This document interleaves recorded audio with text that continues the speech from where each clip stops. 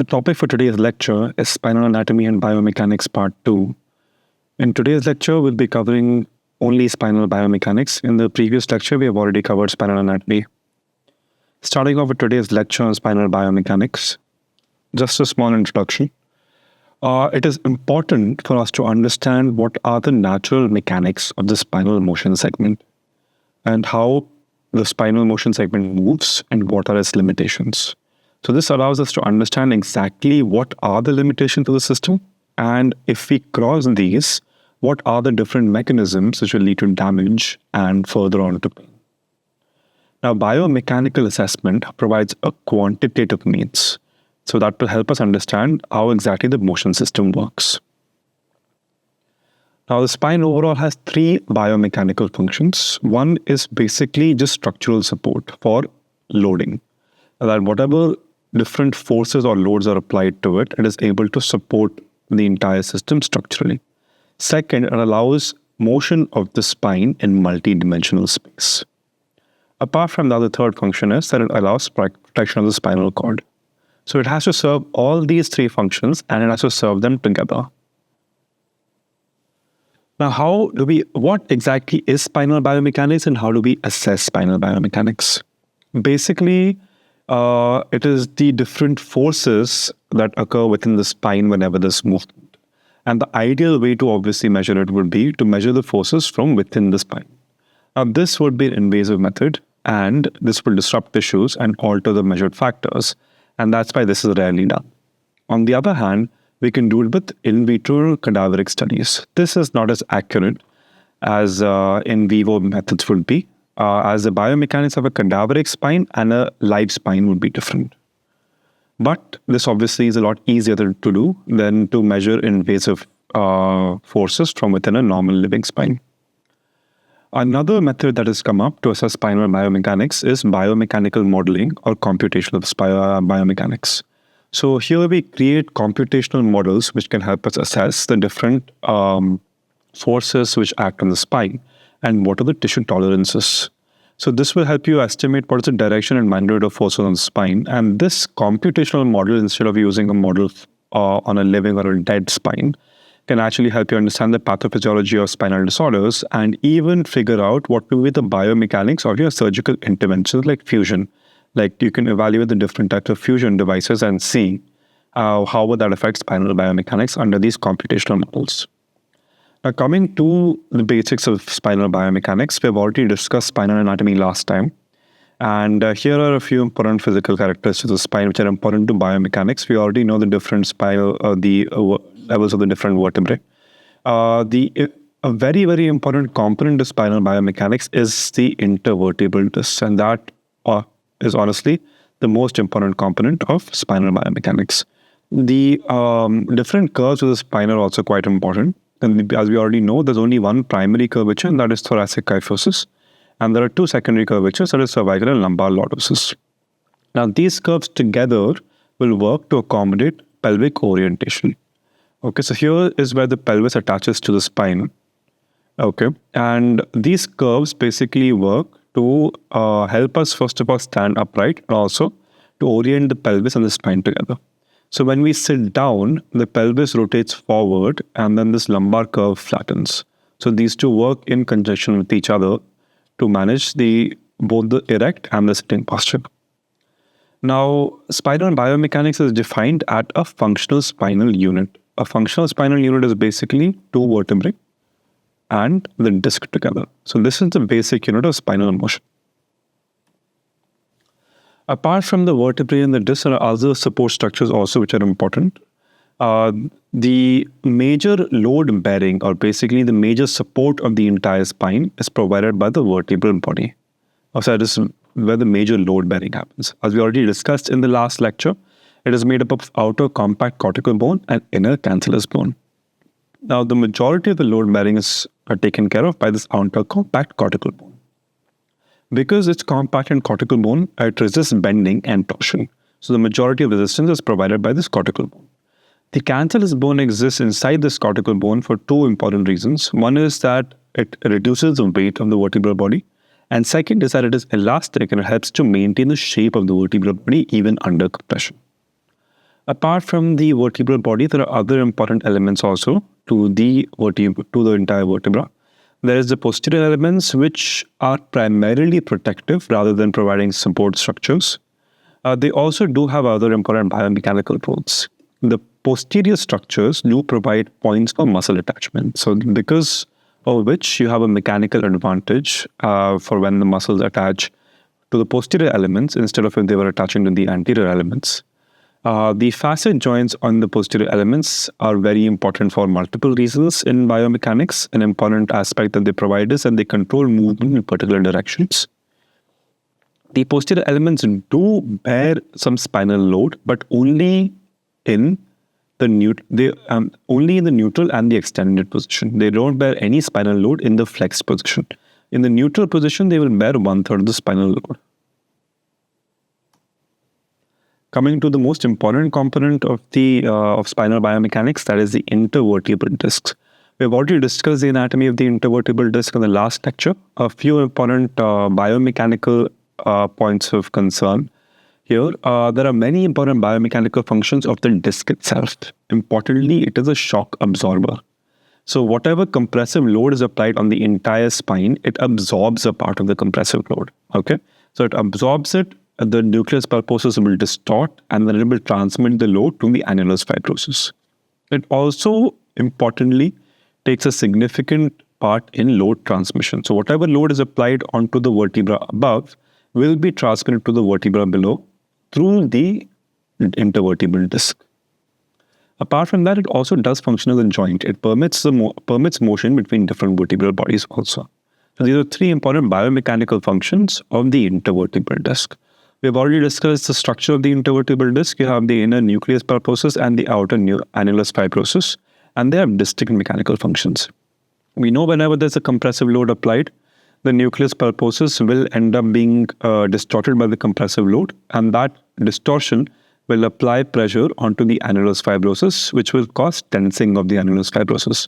So when the annulus fibrosus tenses, it is able to withstand the compressive load that is being applied on it. Right? So the annulus fibrosus is stiff and it withstands compression loading. And if it buckles, it will be unable to support compression. And that is the purpose of the nucleus pulposus. It will expand radially and it will keep the annulus fibrosus under tension. So that will prevent the annulus fibrosus from buckling and it will help it to support compression. Apart from that, a very important biomechanical structure is the spinal ligaments. And the ligaments, how they work is that they support loads in the direction of the fiber. So they're extending from top to bottom. They will support the spine only in these directions. Okay, so under tension, they will support loads. But whenever there's compression, whenever there's force which is pushing the ligament together, it will buckle under compression. They act like rubber bands. So whenever they are stretched, they will increase their length and they will provide support. And whenever this tension is released, they will come back to the normal length. There are three important biomechanical roles of even the spinal ligaments. One is that they allow for motion. Okay, because of their ability to stretch under tension, they allow for motion, and they help keep the vertebra in position. Okay, so this position of the vertebra is maintained by the spinal ligament. And this is without any muscle action. Even if the muscle was not acting, the vertebra would stay in this position because of the spinal ligaments. Apart from that, because of their elasticity, they also do restrict motion beyond a certain range, and that helps to protect the spinal cord. Also, because they're elastic, they will absorb some energy, and whenever there's any rapid movement which could end up disrupting the spinal cord, they absorb this energy and protect the spinal cord. Okay, so now coming to the different biomechanical movements and just spinal motion segment itself. To understand that, first of all, we have to define a coordinate system. This is a normal coordinate system of the entire body. You have the sagittal axis, you have the coronal axis, and then you have the axial axis. Okay, and each of these axes has two different types of movement. You can either have rotation or you can have translation. So there are totally 6 degrees of freedom of movement present in the spinal motion segment. Okay, so in this motion segment, you have these 3 axes. You have the AP axis, you have the lateral axis, and then you have the vertebral axis. At each of these axes, you will be able to perform a rotational movement and a translational. There are a few movements or few forces which are more of a concern in biomechanics as compared to the other. So remember, there are 6 different types of movements you can have, but the important forces of concern are along the z-axis predominantly, along this axis. So your compression and tension forces are the most important. Apart from that, another important force can be the AP shear force or the AP translational force. Okay, movements along the anterior-posterior axis. Apart from that, another important force which can be of concern is the lateral shear force, forces along the sides. These occur whenever you're trying to push an object to the side of the body. So, compression or tension forces, AP shear forces, and lateral shear forces are important.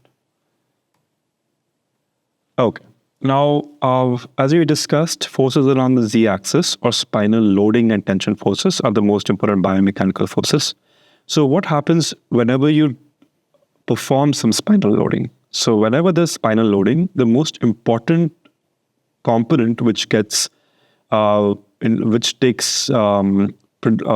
which gets into play over here is the intervertebral disc. So this, whenever there's spinal loading, the nucleus pulposus will get distorted, and as we have discussed, will place the AF tension. And also, you have to remember that just beneath and above the intervertebral disc, we have a thin structure here known as the vertebral end plate. End plates are technically part of the disc, and they're responsible for providing the disc with nutrition.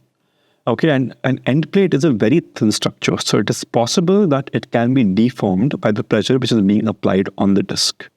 So whenever there is compressive force applied, what happens is the nucleus pulposus distorts. It causes a bulging of the disc outwards and backwards on both sides, and it also causes a slight deformation on the end plate. This is what happens with normal axial loading. Now, with different types of forces, there can be different types of distortion which can develop within the intervertebral disc. Okay, so as we have discussed, there are forces which can be shear forces, which are translational forces along the AP direction. There can be rotational or torsional forces, and there can be forces which cause compression, or on the other hand, if you elongate the spine, it can cause lengthening or tension. Okay, so now what shear forces do, that is AP movements along the spinal motion segment, they will cause the fibers in the direction of the movement to tense up, while fibers in the opposite direction will relax. So if you're moving forwards, the fibers which are oriented along this direction will tense up, and the fibers in the opposite direction will relax. Okay. On the other hand, torsional will cause lengthening of the fiber, will tense the fibers, will be lengthened by the movement, and relax the opposite fibers. While lengthening of the spine will place all these fibers under tension. Now, is any of this important? We'll discuss this a little bit later as to how these different forces will affect the annulus fibrosus lamellae later on. Another important concept to understand is the neutral zone. The neutral zone is basically the degree of movement that is allowed beyond which you will experience some resistance to physiologic motion. So movement from 0, if this is 0, to a certain degree. For example, if you're allowed to move only 10 degree, before you start experiencing resistance to any more movement, that is your neutral. So this entire degree of range of motion is the neutral zone. So this is the amount of displacement between the neutral position of the vertebra and the point at which you start experiencing physiologic resistance. Okay, and this neutral zone is described for each of 6 degrees of freedom. Okay. So now let's understand how the different tissues respond to different types of forces. Okay, so basically the spine and all its different tissues are designed to withstand forces and designed to withstand a significant amount of force before they undergo tissue damage. But the different components of the spine have different amounts of tolerance.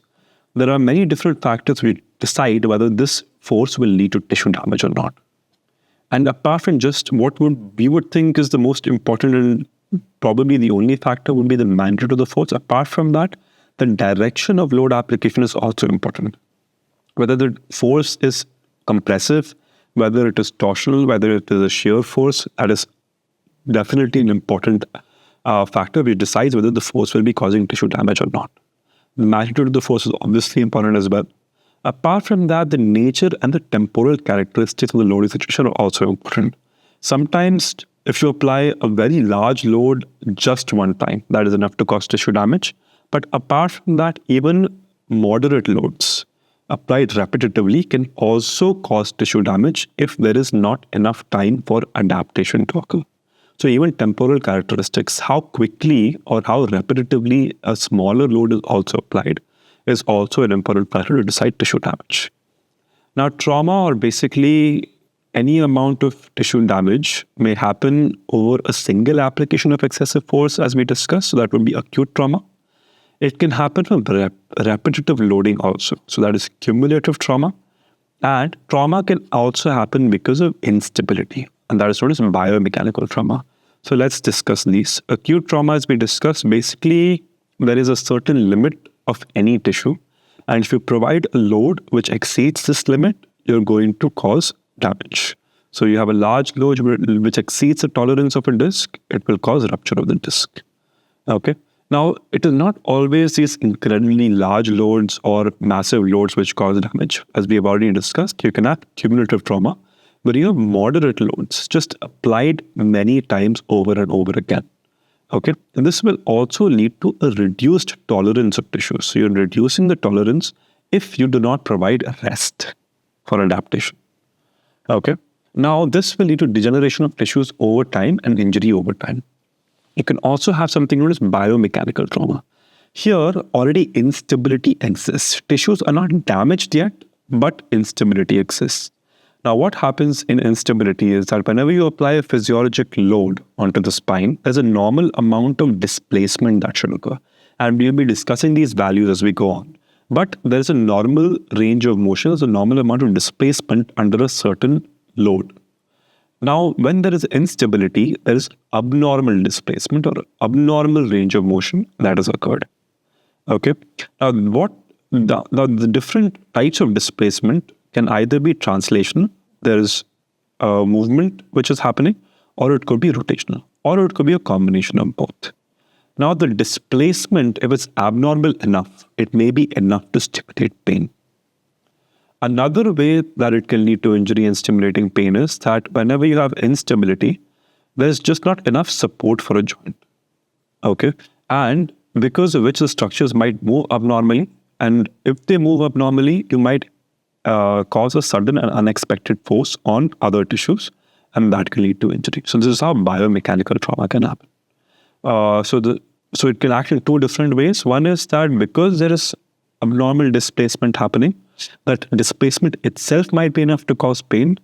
Another thing is that because there is instability, you just don't have enough support for the joint.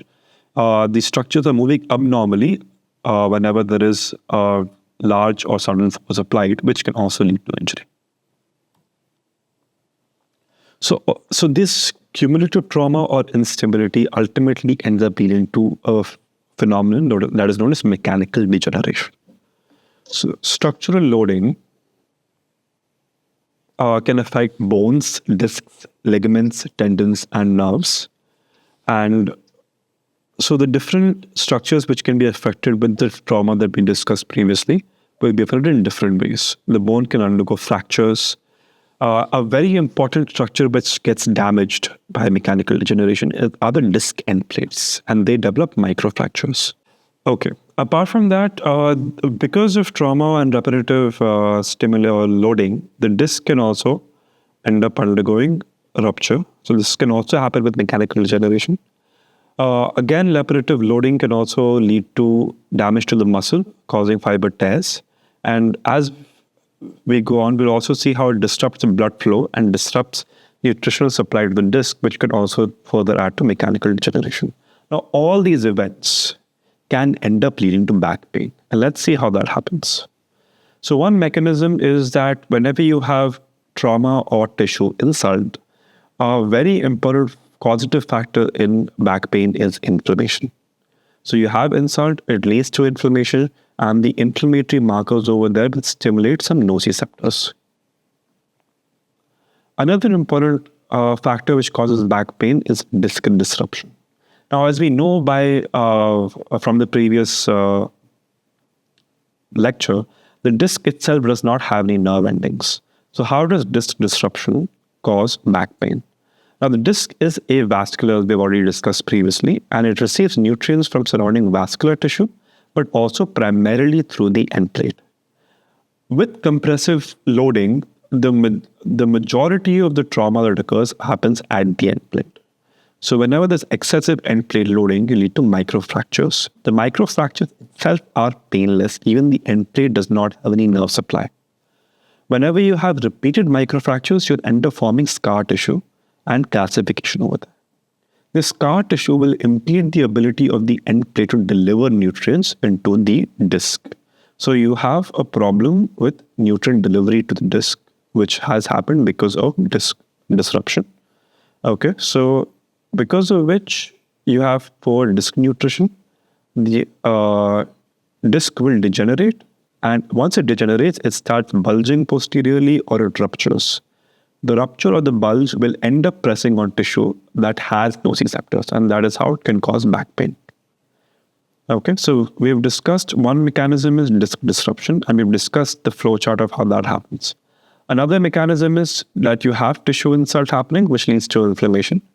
Another possible mechanism that can cause back pain is excessive motion. We've already discussed previously how excessive motion can lead to injury. Now, another thing that it can lead to is that excessive motion can also end up upregulating pro-inflammatory cytokines. So this can also lead to back pain. Okay, so we know that excessive compressive forces end up damaging the vertebral end plates. So there are multiple different fractures or different types of fractures that you can get whenever you have compressive loading forces. So these are different types of fractures that can develop on the end plates.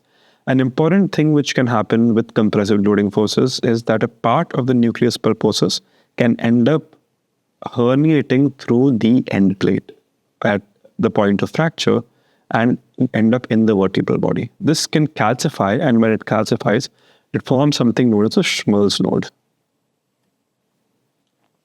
Okay, so let's now discuss the actual biomechanics of the spine and what are the different ranges of motion that are allowed normally and physiologically in the normal spine.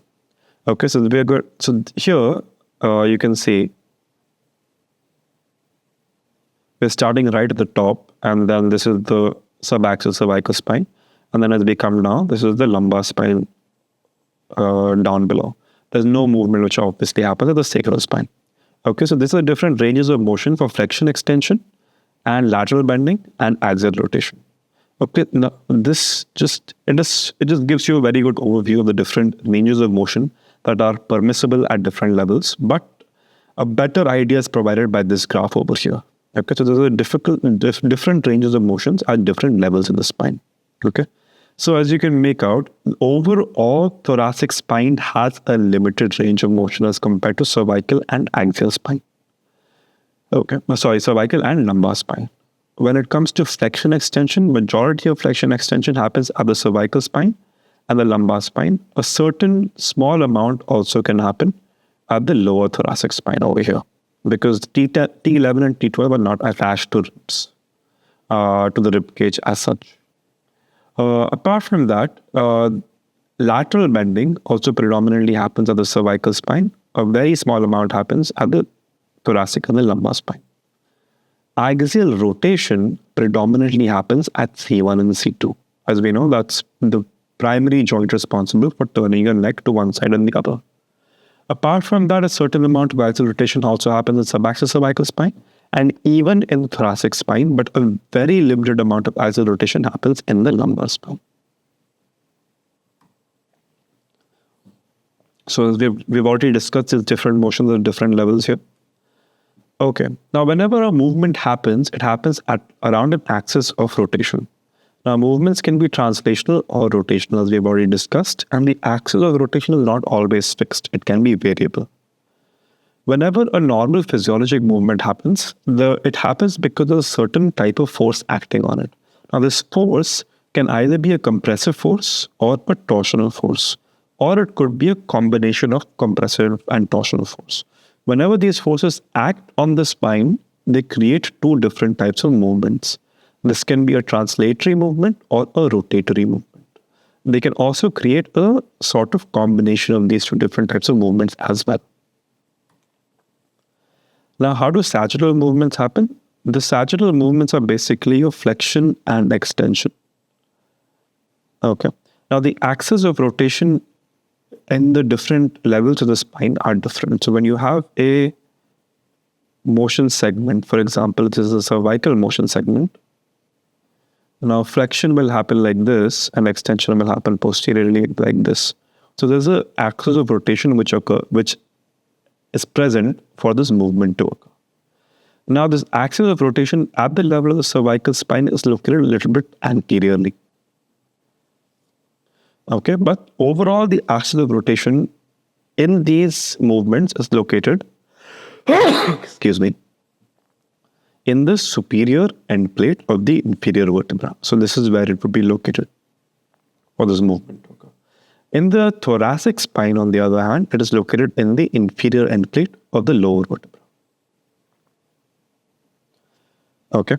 Now, as the disc degenerates, this axis of rotation ends up moving more and more posteriorly. So the axis of rotation then ends up moving towards the facet joints. And that is why, since the axis of rotation is the facet joint when the disc degenerates, that is why there's a significant amount of stress which is placed on the facet joints, and that is why they develop facet joint hypertrophy and arthritis with disc degeneration.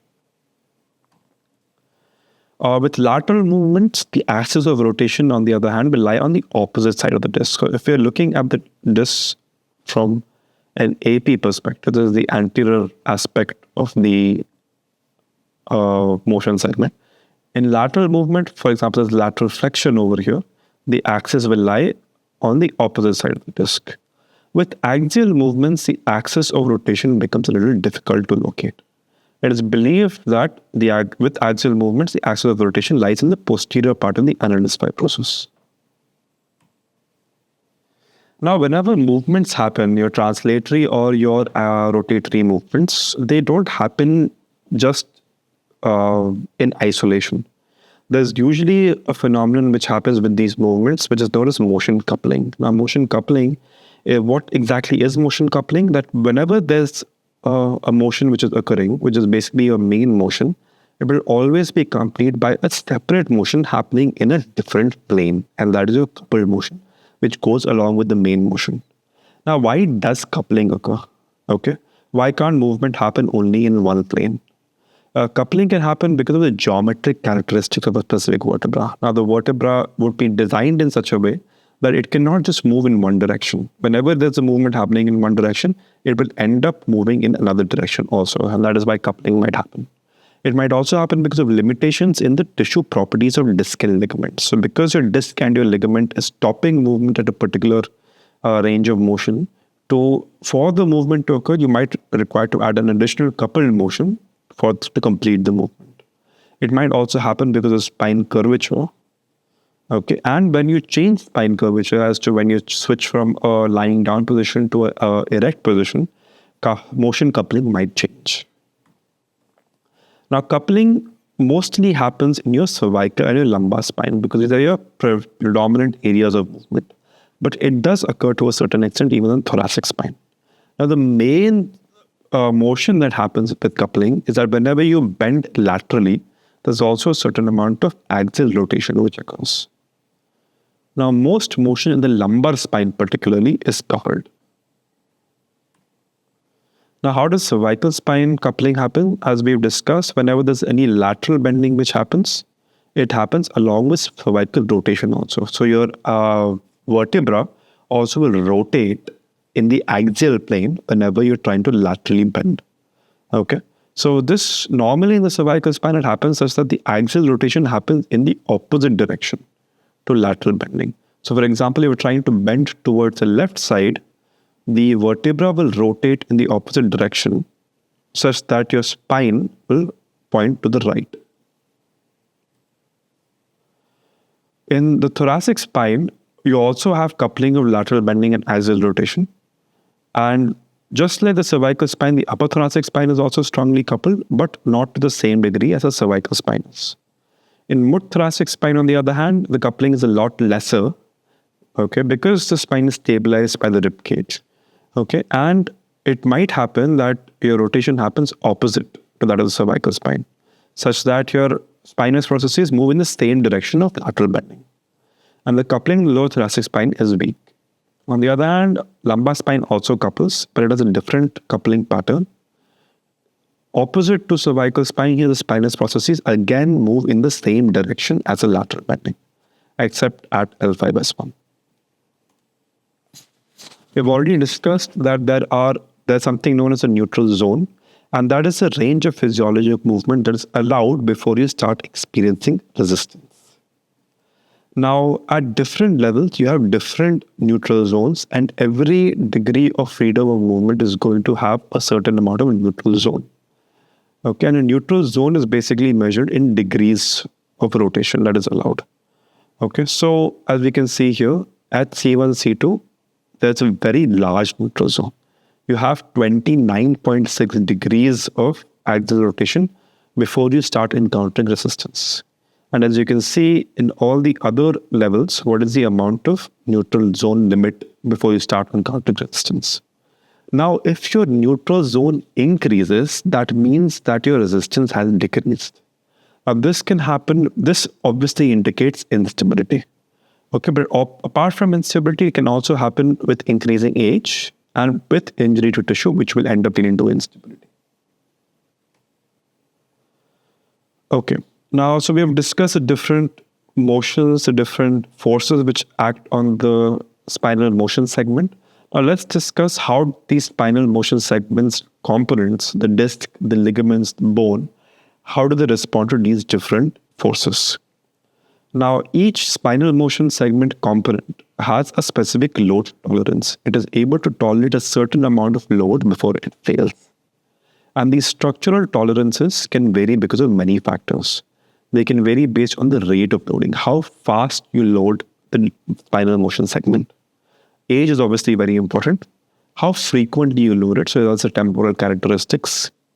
Some physiologic influences around the motion segment.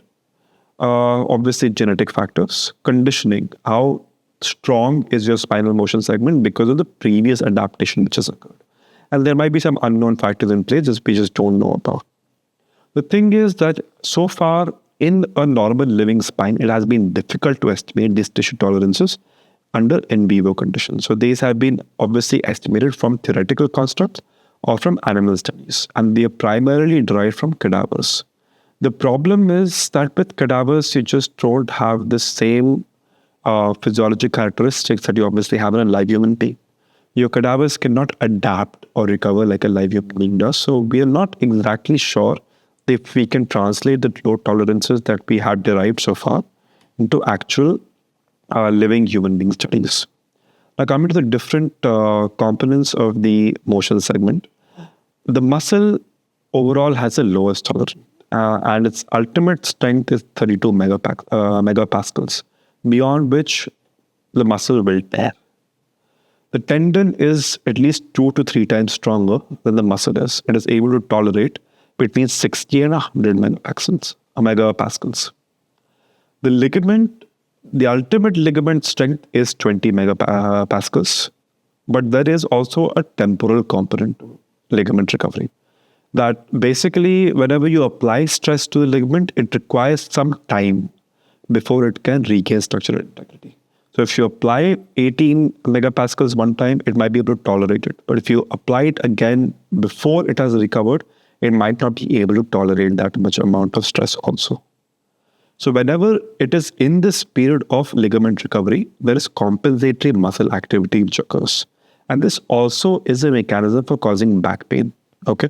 So whenever the ligament is under stress and it is recovering, Because the muscles have to compensate for this ligament recovery period, they overact. So because of this overactivity, you develop muscle pain as well.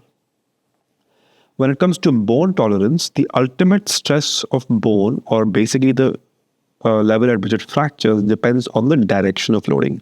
Whether you're providing any longitudinal compression or whether you're providing shear forces.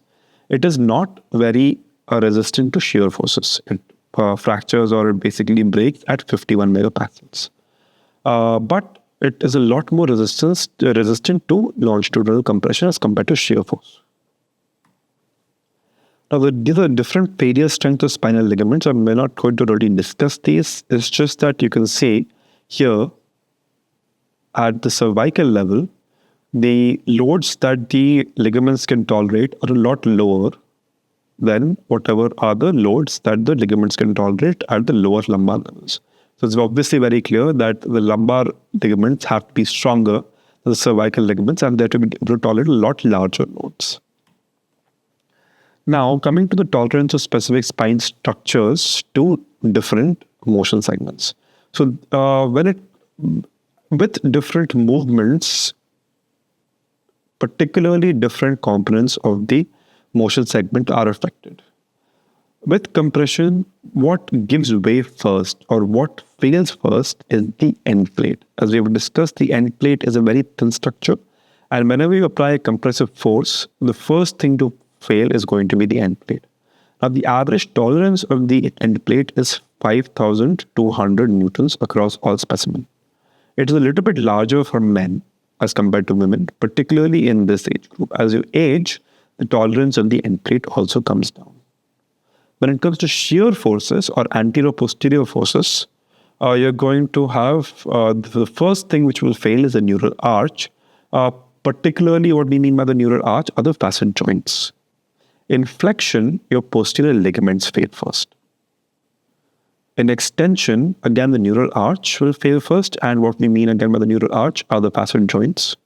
In torsion also, the neural arch will fail first, or again the facet joints. And if you compress and flex at the same time, the disc can also fail, apart from the end plate. Okay, so now let's discuss the different forces and how they cause these failures. So as we've discussed, the first thing to fail under compression is the vertebral end plate. And the end plate is the weakest point of the system. Okay, and as we go from top to bottom, the compressive force that can lead to failure increases. Obviously, as you go from top to bottom, the lumbar spine has to take the most amount of compressive force because it also has to take whatever force is being transferred by the entire height of the vertebral column. Okay, now the compression failure limits will vary with age and are also a function of gender. Now, as we've discussed, the end plate does have a large range of force that it can tolerate, but the normal amount of force that it can tolerate is somewhere between 2,000 to just a little over 14,000 newtons. End plates, as we discussed, are thin and they have a nutritional function. Because they are thin, they're also vulnerable to failure. Now, how does this failure happen? Basically, whenever you have compressive force, you're going to apply some pressure on the nucleus pulposus. The nucleus pulposus that we discussed previously will apply this pressure onto the end plate, which will compromise the end plate. The superior end plates will be affected more often than the inferior end plates because if you just imagine the compressive force will act more on the superior end plate than it would on the inferior end plate. So this is the disc. These are the different motion segments. If you're going to apply compressive force, obviously the disc would affect the superior end plate more than it would affect the inferior end plate. As we've discussed, sometimes part of the nucleus pulposus can herniate through a microfracture, causing a calcification and create a Schmerl node. These end plate changes can be difficult to identify on radiography, but they can be identified on MRI, and these are called modic changes.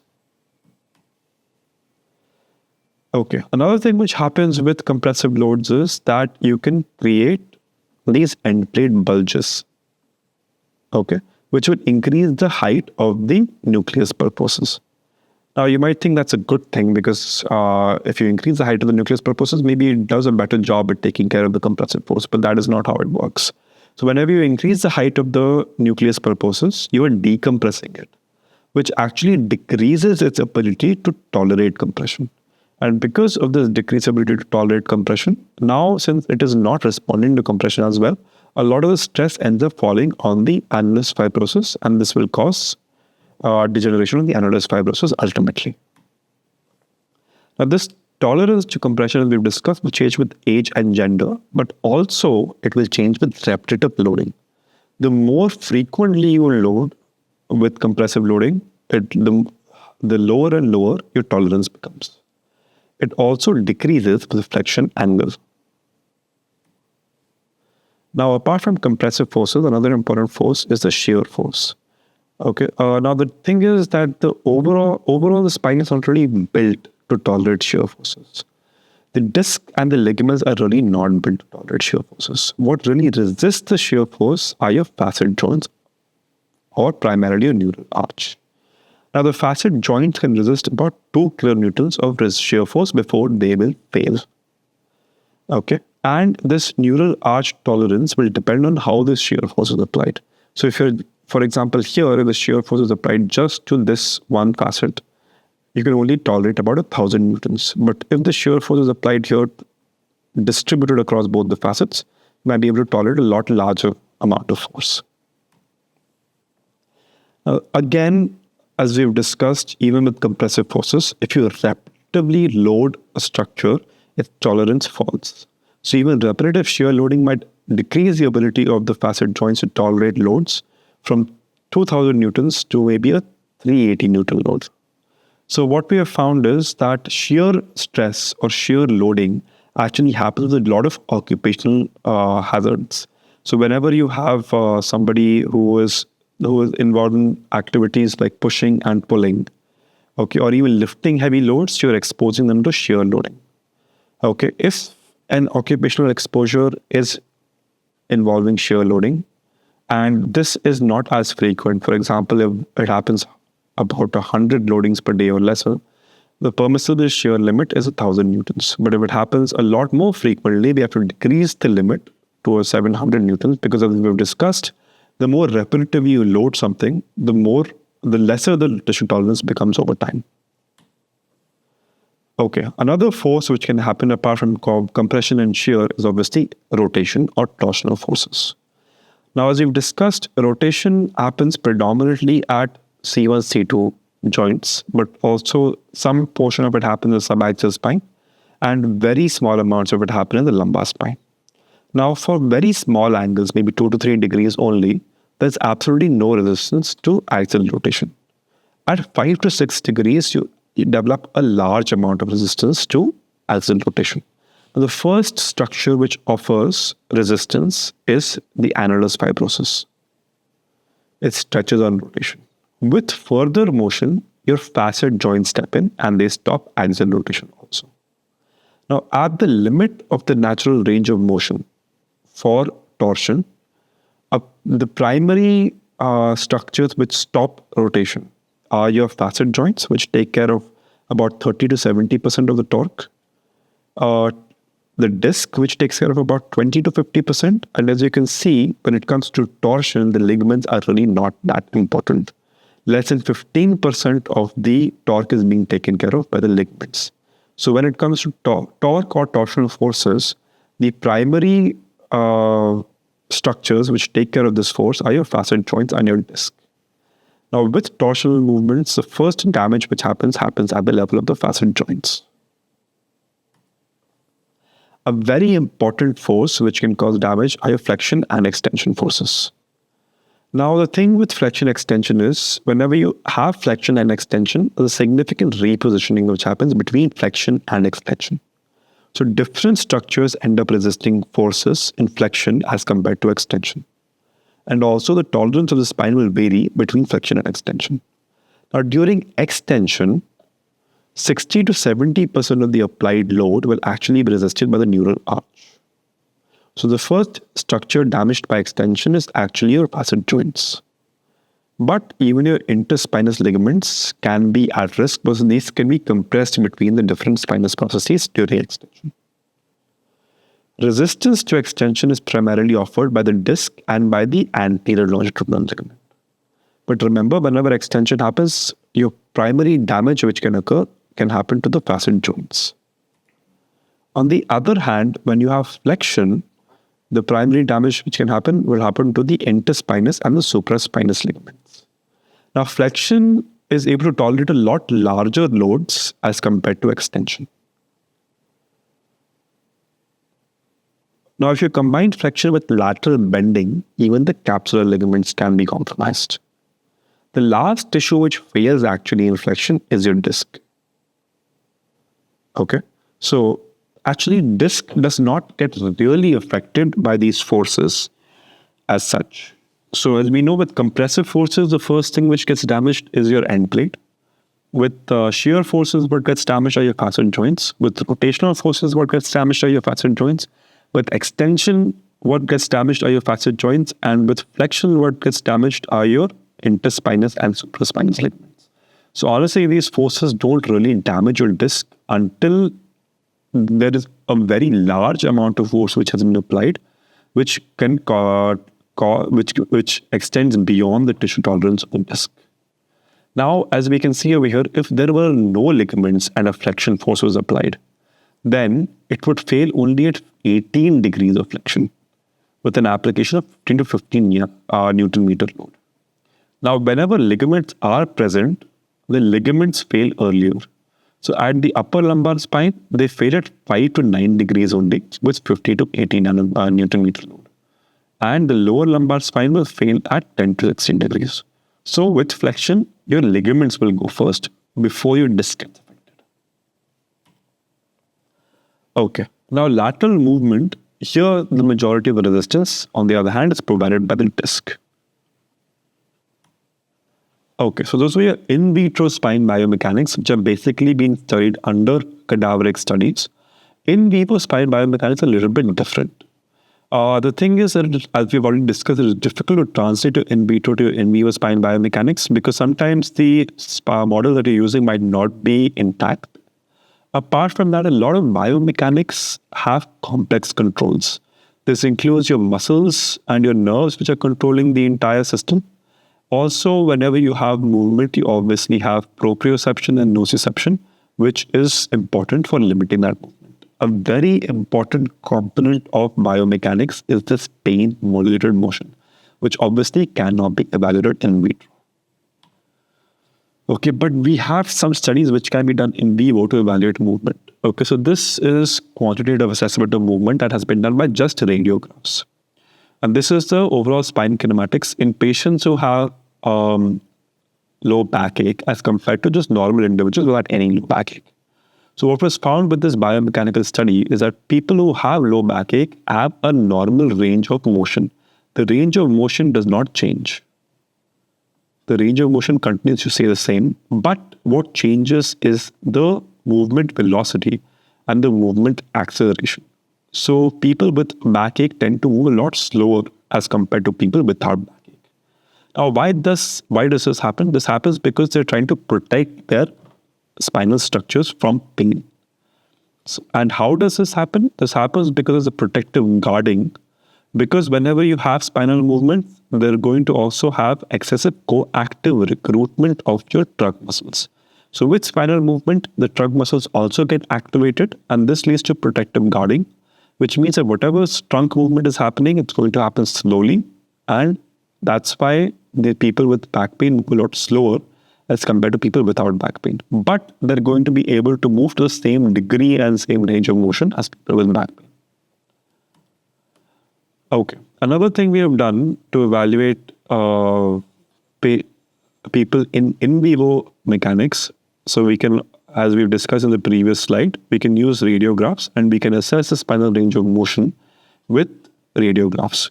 So as you can see, as compared to in vivo and in vitro studies do tend to estimate that a larger portion of extension range of movement exists as compared to in vivo studies. And they tend to underestimate the flexion range of motion. So as you can see here, flexion is a lot lesser than actual in vivo studies, which have shown that the flexion range of motion is a lot more. So when we discuss the range of motions which exist or the neutral zones which exist from in vitro study, we have to remember that it might not apply to in vivo studies. And in living tissues, the range of motion might actually be quite different. Now, there's also a way that we can estimate what are the spinal biomechanics by a quantitative assessment, which is done invasively. You'd have to go in, you'd have to place a catheter within the disc space, and that obviously is associated with a significant amount of risk, which also includes a risk of disc rupture later on. And that is why only a very few number of studies have been done where a catheter has been placed within the disc. But these studies have given us a lot of information. What they have shown us is that compressive loads on the disc are very less when you're lying down. They're only 144 to 250 newtons, which cannot possibly cause any problems. But when you stand upright, your disc loads are quite decently high. They're 500 to 800 newtons. What is surprising is that when you're sitting erect, the disc loads are even higher. They're at 700 to 996 newtons. So what you're going to encounter when you're talking to patients is a lot of times they will tell you that their back pain is worse when they're sitting as compared to even standing or lying down. And this is why, because the disc pressures are a lot higher when they're sitting erect as compared to standing upright, and definitely as compared to lying down. Now, apart from the neutral position, any forward or backward bending will further increase the spinal loads. That is why any movement, both forward and backward bending from neutral position, will further increase that pain. Okay, another thing which has been found with this invasive measurement is that patients will have further increase in the intradiscal pressure as with ascending stairs as compared to descending stairs. And that is going to be even higher than when they're walking on a level ground. This further shows you what are the different intradiscal pressures with different types of physical activity.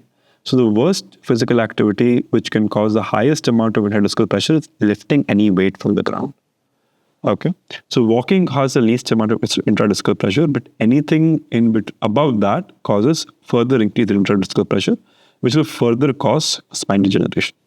So this helps us understand as to what things we might want to ask patients to avoid to further add on to spinal degeneration.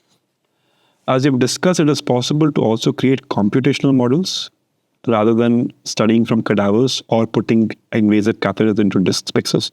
So this probably has been done with finite element analysis, where this entire bone and disc system is created, and then different forces can be applied to study the different ranges of motion at different levels. So here, an artificial disc was placed, and they tried to study what are the different forces and ranges of motion which occur when an artificial disc is placed as compared to the normal disc which exists. So this can help us figure out how our surgical interventions affect spinal biomechanics. Okay. Now, finally, an important aspect to remember with spinal biomechanics is that the entire thing is one system. It does not exist separately. The disc does not exist separately. The facet joints do not exist separately. The ligaments do not exist separately. The whole thing is a system, and there are three important functions of the entire system. As we already discussed, one is that it transmits force. The compressive load is transmitted from the superior vertebra to the inferior vertebra. It allows for motion, and it protects the spinal cord. And these functions are all interdependent. If one is affected, the other will also be affected. So for example, if the disc integrity is compromised, the load transmission gets altered. Instead of load passing through the disc to the next vertebra, it will end up passing through the posterior elements. This will lead to some upregulation of pro-inflammatory activity that we've already discussed, leading to pain. Another thing which can happen with reduced disc integrity is that the disc space height can decrease, which can also affect your motion. Because of disc space height being decreased, it can also affect the nerve root, which can be compromised and compressed. So as you can see, all the functions are interrelated, and if one is affected, the others can also be affected. A few important points to remember with this lecture. The basic function of a healthy spine is to limit physiologic movement. So basically it is trying to protect the structure of the spine. Now, with trauma and degeneration, the spine will lose its ability to achieve these functions. What biomechanics allows us to do is that it allows us to evaluate what is the status of the spine and determine what are the tissue tolerances so we can figure out what are the physiological and pathological forces which can act on the spine. Now, your capabilities of the spine to take load will depend on your spinal level, as we saw. The different tolerances for cervical and lumbar levels will also depend on the direction of force application and on temporal exposure characteristics, how quickly and repetitively you apply the load. Another important factor, obviously, is aging. This will also change your biomechanics. Right? So that is all for today's lecture, and we will conclude there. A few questions so we can understand what we've discussed so far. You can put down the answer in the chat box. The first structure to fail under torsional stress would be the disc, the facet joints, the interspinous ligaments, or the end plate.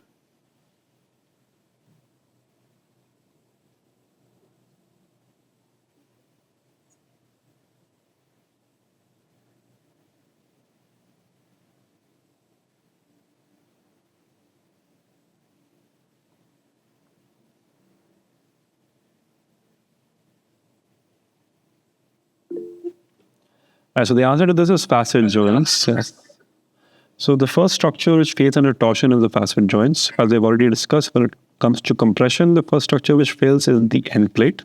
With your torsional forces, your shear forces, and with extension, the first structure which fails are the facet joints. And with flexion, the first structure which fails are your ligaments. Okay. Which of the following is not a mechanism for back pain? Disc bulge, end plate microfractures, instability, or facetal arthropathy?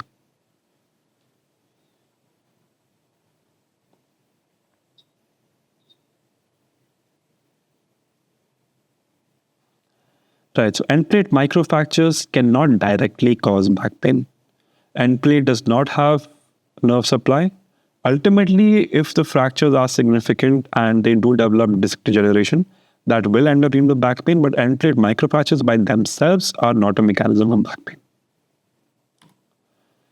Okay. Which of these following forces is likely to have led to this pathology? Is it been caused by a compression force, a torsional force, a shear force, or a rotational force?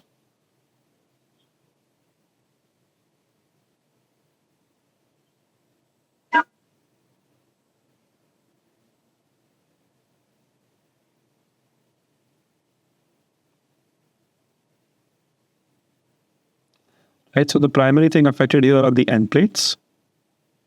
Okay, the end plates are primarily affected in compression, which was formed a small node here as we discussed. This is obviously caused by compression force. Right, so that is all for today's lecture, and thank you so much for attending. If you have any questions, you can put them in the chat box.